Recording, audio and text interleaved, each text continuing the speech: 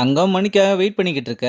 அவன் வந்ததுமே வீராவுக்கு என்னாச்சுன்னு கேட்டா, பாவம் அவனுக்கு உடம்பு சரியில்லை, நான் தான் நைட்டு ஃபுல்லா கண்ணு முழிச்சு பாத்துக்கிட்டு இருந்தேன்னு சொல்லும்போது, வீரா டான்ஸ் ஆடிக்கிட்டே வந்து நேத்து நைட்டு எங்கடா போன, ஓ தங்கத்து கூட அவுட்டிங் போனையான்னு கேட்டதும், டேய் உனக்கு ஃபீவர்னு நான் தானே நைட்டு ஃபுல்லா பாத்துக்கிட்டேன்னு கத்துனதும், அவனும் மணி என்ன சொல்ல வரான்னு புரிஞ்சுக்கிட்டு அப்படியே ஒரு ஆக்டிங்க போட்டு நான் ஊசி போட்டு வந்துடுறேன்னு சொல்லிட்டு கிளம்புறான்.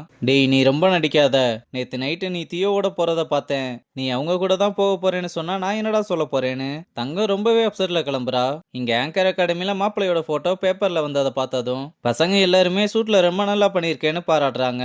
ஆனா மாப்பிள்ள அது எதையுமே கண்டுக்காம தங்க சொன்னதையே நினைச்சு பார்த்து ரொம்ப சோகமா இருக்கான். இங்க மாத்த இன்னும் மணிக்கிட்ட, எங்க அம்மா இவ்வளவு நல்லா சிரிச்சு நான் சின்ன வயசுல தான் பார்த்திருக்கேன், ஆனா நீ அவங்கள சிரிக்க வச்ச பாரு, உள்ளுக்குள்ள அப்படி ஒரு சந்தோஷம்னு தேங்க்ஸ் சொல்ல. என்ன தேங்க்ஸ் எல்லாம் சொல்லிக்கிட்டு இருக்கீங்க, எங்க அம்மா இருந்திருந்தா சிரிக்க வச்சிருக்க மாட்டேனா. டேய் உனக்கு அம்மா இல்லைன்னு யாரு சொன்னா, அவங்களும் உனக்கு ஒரு அம்மா தான்டா, எனக்கும் இப்போ ஒரு தம்பி கிடைச்சிட்டானு ரொம்ப சந்தோஷப்பட. அப்ப தியோ வந்து என்னாச்சுன்னு கேட்டா, நேத்து வந்து பேசினதுக்கெல்லாம் தேங்க்ஸ் சொல்லிக்கிட்டு இருக்காரு, ஏன்டா உன்னை மிஸ் பண்றேன்னு உன்னை பார்க்க போகணும்னு அவனை இழுத்துட்டு வந்தது நானு, ஆனா தேங்க்ஸ் மட்டும் அவனுக்கான சண்டை போடுறா. அப்ப தங்கத்தோட ஷூட்டிங் ப்ரோசஸ் பார்த்து நம்ம பசங்க எல்லாருமே அவளை பாராட்டி தள்ளிக்கிட்டு இருக்கும்போது மணி அங்க வர அவங்கிட்டயே அதை காமிச்சு தங்கம் பெரிய செலிபிரிட்டி ஆயிட்டான்னு சொன்னா. மணி அதை கேட்டு முழுசாவே சந்தோஷப்பட்ட மாதிரி தெரியல. அப்புறம் பிராக்டிஸ் மேட்ச்ல ஜாக்கி நல்லா ஆடுறத பார்த்து மணி என்ன ஜாக்கி நல்லா ஆடுறான்னு சொன்னா, நல்லா ப்ரெஷரை ஹேண்டில் பண்ணி ஆடுறான், ஆனா பவர் பிளேல கேப்பை ஃபைன் பண்ண கஷ்டப்படுறான்னு சொன்னதும் இங்க ஜாக்கியும் அவுட் ஆகுறான். அப்புறம் பாண்டா உள்ள வந்து நல்லா ஆடிக்கிட்டு இருக்கும் போதே தூக்கி அடிக்கிறேன்னு வேமாவே அவுட் ஆக, அடுத்ததா மணி உள்ள வந்து அடி பொழந்துகிட்டு இருக்கான். இந்த மணி பையன் நல்லா பயம் இல்லாம ஆடுறான்ல, நீங்க சொல்றது சரிதான், ஆனா சுச்சுவேஷனுக்கு ஏத்த மாதிரி ஆட மாட்டான், அதுக்கு நீ அவனுக்கு ட்ரைனிங் கொடுத்தா சரியா போகுது, 3 பேரையும் நல்லா தான் ட்ரெயின் பண்ணியிருக்கேன், அதை யாரும் நல்லா யூட்டிலைஸ் பண்றான்னு பார்க்கலாம்னு சொல்றான். இங்க துளசியும் அம்மாவுக்கு கால் பண்ணி ராஜீவை எதிர்ச்சியா நேத்து நைட்டு பார்த்தேன்னு அவங்க கிட்ட எல்லா விஷயத்தையுமே சொல்லி சஸ்பென்ஷன்ல இருக்கிறதுனால டிஸ்டர்பா இருக்காருன்னு நினைக்கிறேன்னு சொல்றா. அம்மாவும் சரிம்மா நான் பாத்துக்கிறேன்னு சொல்றாங்க.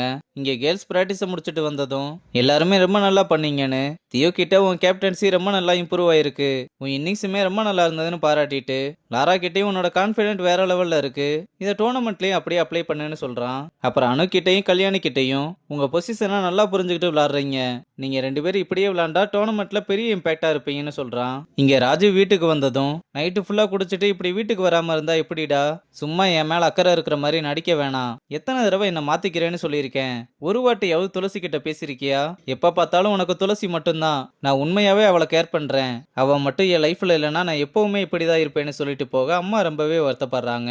இங்க செகண்ட் இன்னிங்ஸ் ஆரம்பிக்க தியோவை வர கல்யாணி ஃபேஸ் பண்ணி ரொம்ப நல்லா ஆடிக்கிட்டு இருக்கும்போது கல்யாணி திடீர்னு மயக்கம் போட்டு விழ எல்லாருமே ஓடி வந்து தண்ணி கொடுத்து அவளை ரெஸ்ட் எடுக்க சொல்றாங்க.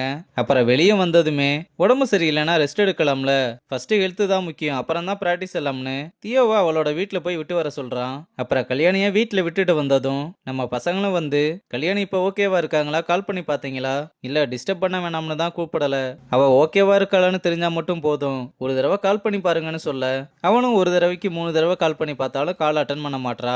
இதனால அவளுக்கு என்னாச்சுன்னு தெரியாம நம்ம பசங்களும் ரொம்பவே சோகமா இருக்காங்க.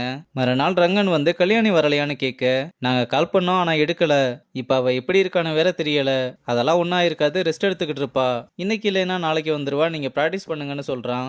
அப்ப அங்க கல்யாணி வந்ததுமே நம்ம பசங்க எல்லாருமே ஓடி வந்து என்னாச்சுன்னு கேட்க, அதுக்கு எதுவுமே சொல்லாம ரங்கன் கிட்ட தனியா பேசணும்னு கூப்பிட்டு வந்து வீட்டுக்கு போனதுக்கு அப்புறம் ஹாஸ்பிட்டல் போனோம், அங்க டெஸ்ட் எடுத்து பார்த்ததுல நான் பிரெக்னெண்டா இருக்கேன்னு சொல்றாங்க, டோர்னமெண்ட் வேற பக்கத்துல வந்துருச்சு, எனக்கு என்ன பண்றதுன்னே தெரியலன்னு அழுக ஆரம்பிச்சதும், இதுக்கு எதுக்கு அழுகுற, நல்ல விஷயம் தானே, இதெல்லாம் ஸ்போர்ட்ஸ் தான், இதெல்லாம் எப்ப வேணாலும் பாத்துக்கலாம், நீ ஃபர்ஸ்ட் உன்னை பாத்துக்கோனா அவளுக்கு ஆறுதல் சொல்றதோட இந்த எபிசோட முடிச்சிருக்காங்க.